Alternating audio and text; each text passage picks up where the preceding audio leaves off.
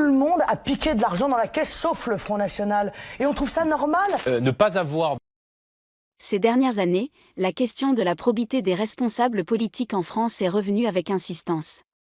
Beaucoup estiment que, à peu près tout le monde a déjà détourné de l'argent public, sauf le Front National, et que cette situation est devenue presque banale.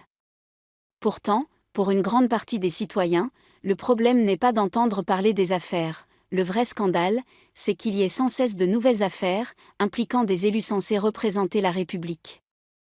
Les exemples récents ne manquent pas. La semaine dernière encore, Jean-François Copé était mis en cause dans un ouvrage de journaliste sur la manière dont il aurait truqué une élection interne de l'UMP. Quelque temps auparavant, Nicolas Sarkozy était mis en examen dans l'affaire Bettencourt. Plus tôt, Jacques Chirac avait lui-même été condamné, tandis que Dominique Strauss-Kahn, longtemps pressenti pour succéder à François Hollande, a vu sa carrière s'effondrer après ses propres démêlés judiciaires. À force d'accumulation, cette succession d'affaires a fini par provoquer une véritable rupture de confiance entre le peuple et ses représentants.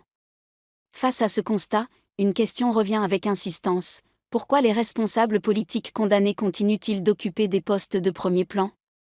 Faut-il, une bonne fois pour toutes, instaurer une règle claire et stricte, l'inéligibilité à vie pour tout élu condamné dans l'exercice de son mandat ?